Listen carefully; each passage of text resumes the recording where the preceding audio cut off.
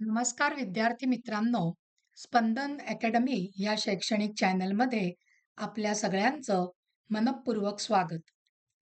विद्यार्थी मित्रांनो, आज आपण इयत्ता 9वीच्या मराठीच्या पाठ्यपुस्तकातील जो पद्यपाठ आहे संतवाणी धरिला पंढरीचा चोर ह्या पद्यपाठाखालचा जो स्वाध्याय आहे तो स्वाध्याय समजावून घेणार आहोत. हा जो पद्यपाठ आहे त्याचं भाषांतर आपण समजावून घेतलेलं आहे. आज आता आपल्याला स्वाध्यायाखालचे प्रश्नोत्तर बघायची आहेत. पहिला प्रश्न बघा काय दिलेला आहे. खाली दिलेल्या शब्दांसाठी उपमा लिहा. पहिला शब्द त्याने दिलाय विठ्ठल आणि मग आपण उत्तराचा शब्द लिहिलेला आहे पंढरीचा चोर. नंतरचा शब्द त्याने दिलाय हृदय आणि मग आपण इथे उत्तराचा शब्द लिहिलेला आहे उपमा असलेला बंदीखाना. चला, प्रश्न दुसरा आहे जोड्या लावा बरं का. अ गटामध्ये पहिले त्याने दिलंय विठ्ठलाला धरले. मग ब गटामधला उत्तराचा काय येणार आहे शब्द किंवा काय वाक्यरचना येणार आहे, तर विठ्ठलाला धरले. कशाने धरले, तर भक्तीच्या दोराने. ही जोडी लावावी लागेल. पुढे त्यांनी दिलंय विठ्ठल काकुलती आला. मग ब गटातलं काय आपल्याला जोडी लावावी लागणार आहे, तर ती जोडी लावावी लागेल तू म्हणजे मीच या शब्दाने. आणि तिसरं त्यांनी दिलेलं आहे विठ्ठलाच्या पायी घातली बेडी आणि याचं उत्तर असणार आहे शब्दरचनेच्या जुळणीने. हे वस्तुनिष्ठ प्रश्न आहेत.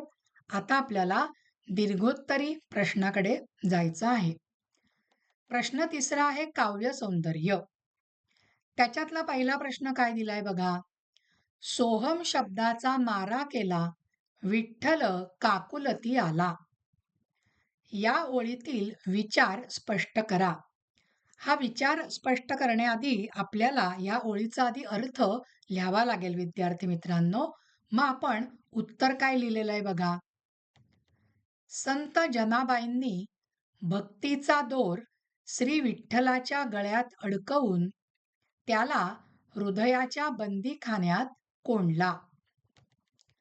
श्री विठ्ठल हृदयातून जाऊ नये म्हणून त्याच्यावर तू म्हणजे मीच या अहंभावाचा मारा केला. त्यामुळे विठ्ठल विनवणी करू लागला की मी तुझ्या हृदयात राहीन, पण सोहम शब्दांचा मारा थांबव. आणि मग आपण इथे लिहिलेलं आहे खाली, म्हणजेच प्रस्तुत ओळीतून हा विचार स्पष्ट होतो की श्री विठ्ठलाशी लटके भांडण करून का होईना, पण आपल्याला श्री विठ्ठलाचा कायम सहवास मिळावा हे कवयत्रीला वाटत आहे. तो आपण विचार स्पष्ट केला. चला, पुढचा प्रश्न आहे जनी म्हणे बा विठ्ठला जीवेन सोडी मी तुला. या ओळीतून व्यक्त झालेला कवयत्रीचा भाव स्पष्ट करा. उत्तर बघा आपण काय लिहिलंय. मुद्देसूद उत्तर लिहायचंय. उगाच भारंभार काहीतरी लिहित बसायचं नाही. नाहीतर मुलं अख्ख्या अभंगाचा अर्थच लिहित बसतात. कोणताही प्रश्न आला तरी आपण असं करायचं नाही. प्रश्नानुरूप मुद्देसूद उत्तर लिहायचं आहे. चला, या प्रश्नाचं उत्तर बघूया.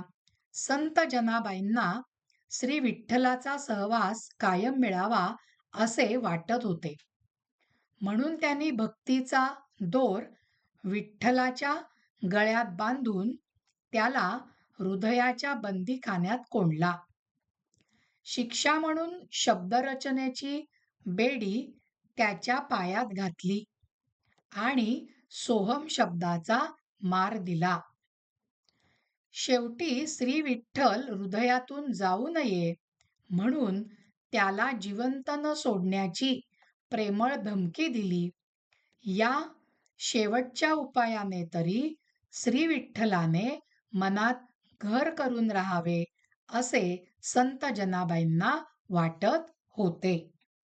पुढचा प्रश्न बघूया. प्रस्तुत अभंगातून